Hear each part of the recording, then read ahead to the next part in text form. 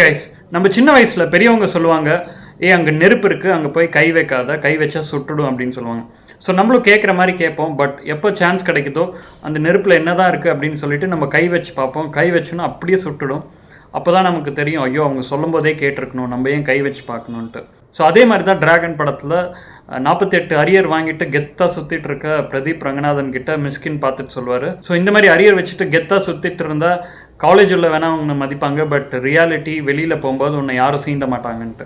இந்த மெசேஜை வந்து எப்படி இந்த படத்துடைய ஹீரோ உண்மையிலே ரியாலிட்டியில் பார்க்குறாரு, அதுக்கப்புறம் அவர் லைஃப் எப்படி டேர்ன் ஆகுன்றத அழகாக ஒரு பியூட்டிஃபுல்லான ஒரு மெசேஜோட சூப்பராக எடுத்து கிராஃப்ட் பண்ணியிருக்கிற படம் தான் வந்து டிராகன்.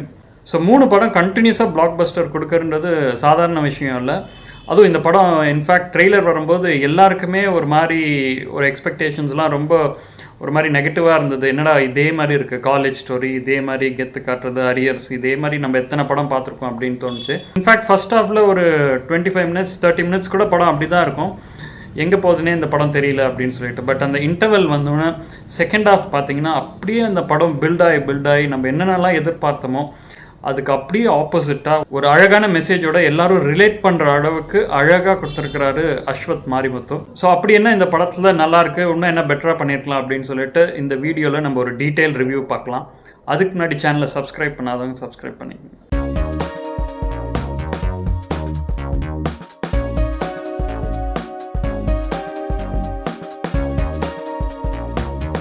ஃபஸ்ட்டு பாசிட்டிவ் என்னன்னு பார்த்தீங்கன்னா இந்த படத்தில் இருக்கிற பர்ஃபார்மன்ஸஸ். பிரதீப் ரங்கநாதன் அந்த காலேஜில் இருக்கிற ஸ்டூடெண்ட் ஆகட்டும், ஸ்கூல் ஸ்டூடெண்ட் ஆகட்டும், அதுக்கப்புறம் கார்ப்பரேட் லைஃப் போகும்போது ரொம்ப தத்ரூபமாக ரொம்ப இயல்பாக ஒரு டே டு டேல என்னென்னலாம் பண்ணுவாங்க அதை அப்படியே அழகாக காமிச்சிருக்காரு பிரதீப் ரங்கநாதன். எமோஷனல் சீன்ஸ்லாம் கூட ரொம்ப அழகாக பண்ணியிருக்காரு.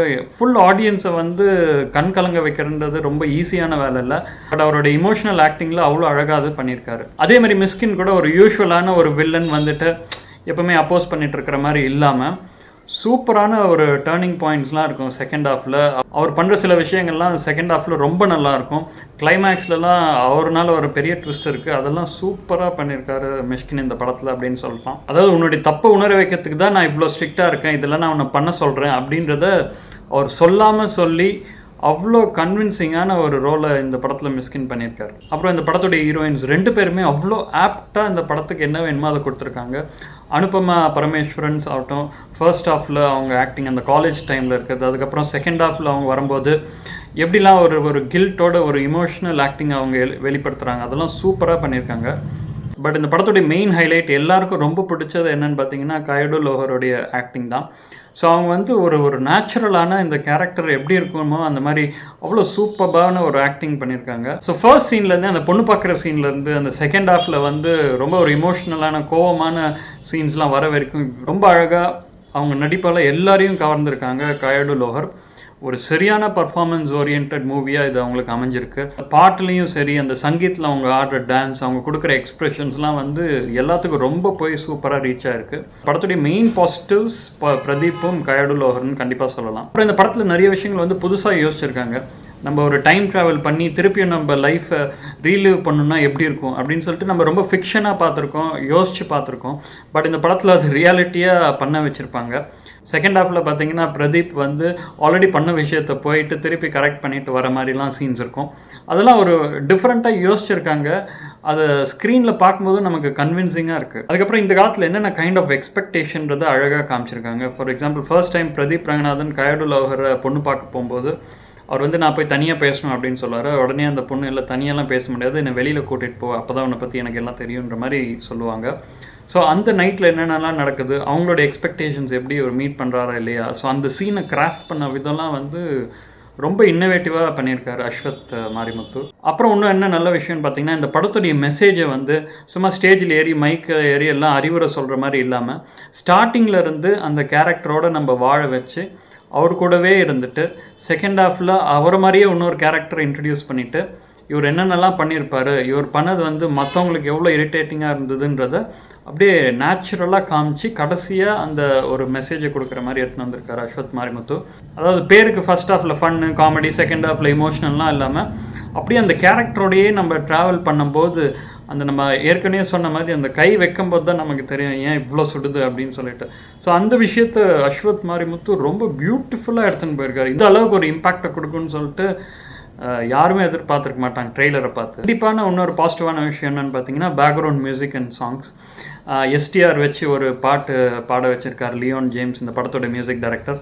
அப்புறம் சித் ஸ்ரீராமுடைய வழித்துணியை வந்து அவ்வளோ ரொம்ப நாள் கழித்து ஒரு கிளாசிக்கான சாங் ஃப்ரம் சித் ஸ்ரீராம் கேட்கும்போது அவ்வளோ ரிலேட் பண்ணுற மாதிரி இருக்குது. அதாவது ஒரு ட்ரீம் சாங் எப்படி எடுத்துகிட்டு வரணுன்றதை அழகாக பண்ணி காமிச்சிருக்காரு லியோன் ஜேம்ஸ். அதுக்கப்புறம் இன்னொரு நல்ல விஷயம் என்னென்னு பார்த்தீங்கன்னா இந்த படத்துடைய கிளைமேக்ஸ் 15 minutes பிஃபோர் படம் சீக்வன்ஸு நம்ம எதிர்பார்த்தது எல்லாம் நடந்து எல்லாமே முடிகிற மாதிரி இருக்கும்.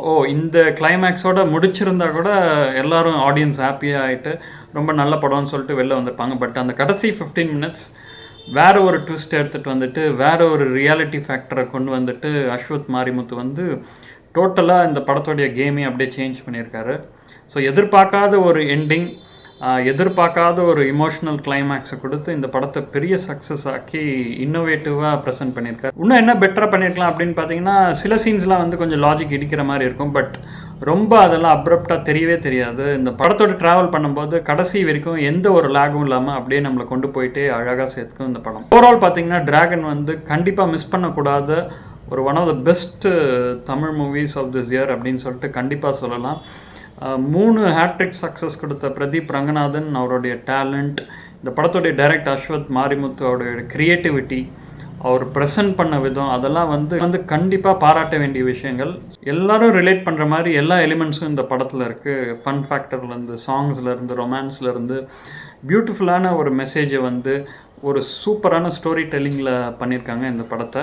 கண்டிப்பாக இந்த படத்தை மிஸ் பண்ணாமல் பாருங்கள். மீண்டும் இன்னொரு ரிவ்யூவை பார்க்கலாம். அதுக்கு முன்னாடி signing off is Gopi. Bye.